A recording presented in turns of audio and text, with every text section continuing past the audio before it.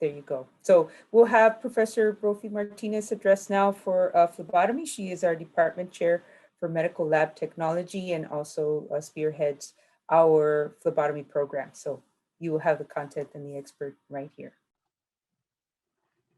So thank you for hanging to the very end with me. The good news is my presentation's relatively short. So hopefully we'll be able to get through things and answer any questions and get y'all on your merry way for the evening. So we can go ahead and go to the next slide, please. So first of all, I just wanted to address what a phlebotomy technician is. It sounds a lot like pharmacy technician, but it's actually phlebotomy. And it is a profession that collects, transports, and processes blood specimens for analysis. Probably many of you have had to have your blood drawn before, and the phlebotomist is the one that's actually collecting that specimen.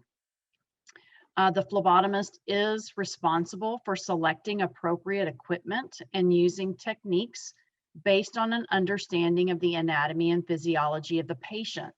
These are some of the things that we are going to be teaching you as you're coming through our class. The phlebotomy professionals also learn how to do venipunctures and capillary or dermal punctures. Capillary or dermal punctures are, for example, when you take blood from a baby's heel. It's called a heel stick. So we'll teach you how to do that. And of course, during all this time, we want you to be able to adhere to certain standards related to patient and employee or your safety. You can go ahead and forward the slide, please. So I put in this slide some of the different skills that you will learn. When a lot of people think of phlebotomy, they primarily only think of drawing blood. And yes, that's a big chunk of what we teach you during our classes. In some of the pictures that are represented here, you can see a phlebotomist that's doing a draw on the hand. We'll teach you how to do that. There's a phlebotomist using a tool called a butterfly, which is up here in the top right corner. Down here in the bottom right corner, that's a regular venipuncture. That may have been what you had done. And then we also teach you other types of skills that you may be responsible to do as a phlebotomist, such as doing a point of care for glucose testing. That's this picture that's down in the center bottom or bottom center. And then we also teach you how to do things like testing urine for things like glucose or bacteria. We teach students how to do pregnancy tests. There's a wide variety of things that we actually do during our course other than just teaching you how to put a needle in somebody's arm. Because I don't have a slide that specifically talks about our course and how it flows, you take our phlebotomy course during the spring semester of your senior year. And during the spring semester, you're spending 16 weeks learning about everything related to phlebotomy. So we say like the didactic and lab. You're not only learning the skills, but you're learning the background. You're learning the anatomy and physiology of the cardiovascular system. You're learning how to communicate with geriatrics, pediatrics, and the rest of the population. And so that's the first part of our course that we teach in the spring semester. You can go ahead and forward, please. So our phlebotomy technicians do need to have some skills that are more like the soft skills. Some of these skills include being accurate and excellent communicators or listeners, and setting high standards for yourself, and being deeply committed to quality healthcare delivery. Somebody asked earlier in the chat box about which program is better for gaining experience before becoming a nurse. One of the best things about taking phlebotomy and getting a certificate as a phlebotomist is it really opens the door to many different avenues. Phlebotomy technicians, or taking the phlebotomy class, is one of the courses that you have to take if you want to come into medical laboratory technology, where we do a lot of the testing on these tubes of blood. It opens the door to go to nursing. Radiology. Radiologists often use needles and blood collection devices if they're trying to insert IVs. So it's a really good stepping stone course to get you that direct patient care that you still have to deal with blood or see blood, but maybe not some of the more graphic things that you might see in the EMT area.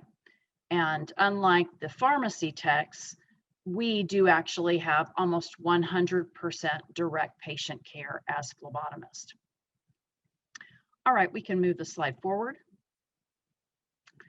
So I found this slide and I thought it was really cute, but it was also very accurate in the information, talking about the phlebotomist anatomy. Some of the things that would be great characteristics to be an awesome phlebotomist would be being able to communicate with people accurately and efficiently. You want to be able to have a calm tone of voice. We have to be able to keep our patients from getting nervous before we do a phlebotomy. I've never met a person that likes needles being put in their arm, so they're already nervous when they walk in your door. So it's your job to make them feel at ease. Being compassionate and kind, I really feel like this is a characteristic across all of the health sciences. Having steady hands. We are holding a needle in our hand and we're trying to put it into a patient's vein. So we want to make sure that we keep our hands steady and we get it inserted in the right place. It's not uncommon for students at first to shake their hands a little bit, but we work with them to get over their fear, and then the shakiness goes away. Having a sharp mind. We can have a lot of different challenges in phlebotomy. For example, if you're in the middle of a procedure and your patient faints, what are you going to do? So being on point, having that sharp mind is really important, being alert. Always being cheerful. Even though we're currently all wearing masks and you can't always see our smile, patients can tell when you are being friendly and cheerful, even through a mask. And like I said earlier, most patients don't like having their blood drawn.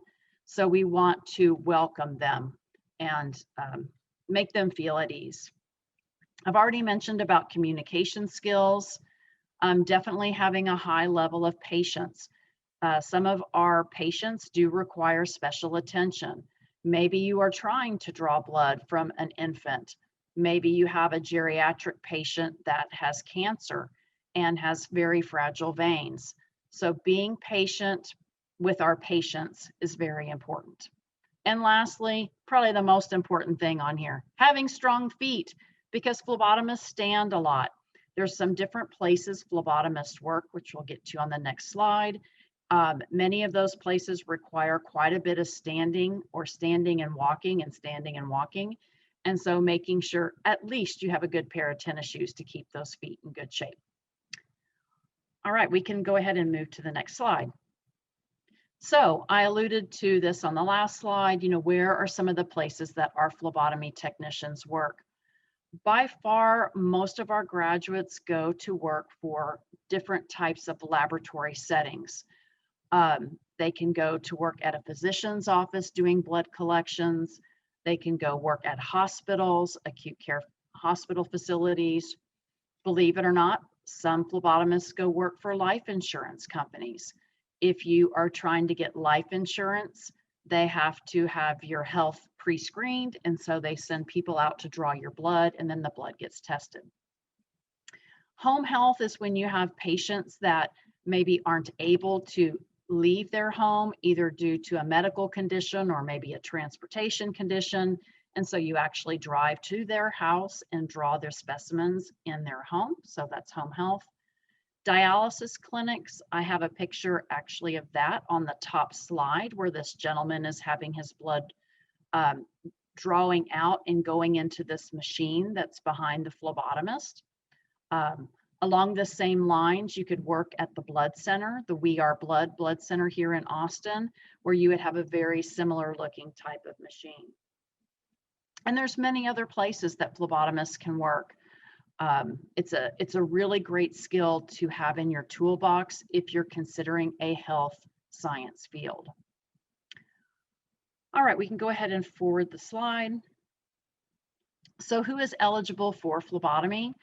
It's been mentioned previously that students will be taking medical terminology and the student success course. You have to have a C or better in those courses to be able to enroll in phlebotomy in the spring semester. You do have to be a high school senior as of January, and you have to be 18 years old by, it says July 1st, but I would probably say more like mid-June, because we are sending our students out to clinical, usually by the end of June. So mid-June would probably be a more accurate time frame for that. The question was asked earlier about taking clinicals in the summer. So the way our program is structured is you do the first part of the course in the spring semester. That's the lecture lab component. And if you successfully pass the lecture and lab with a C or better, then you move to the PLAB 1166, which is our clinical course. There's usually about a month between when we finish our class in spring to when students graduate from high school.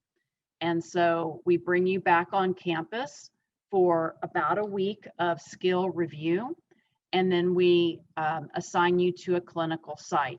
So the last couple of summers, most of our students have been in clinical, usually by mid-June, mid to late June. So if you have a June birthday, then we can definitely look at whether you'd be able to participate in the program or not. All right, another thing I'd like to add that's not on the slide, just to piggyback on a couple of the other programs, is we do also require criminal background checks, drug screens. You have to have your immunizations, you have to have the TB. All of these things are requirements for any of our health science programs. So just because I don't have it on my slide, we still do require that. All right, you can go ahead and forward the slide. Well, I thought I had one more in there. So the last thing I will address is talking about national certification and career paths. So the national certification exam is not actually required to work as a phlebotomist in the greater Austin area. You will receive a certificate of completion from our program at the end, and that certificate of completion will be sufficient to be able to interview and apply for any phlebotomy jobs in our area. That certificate also makes you eligible to sit for the national certification exam.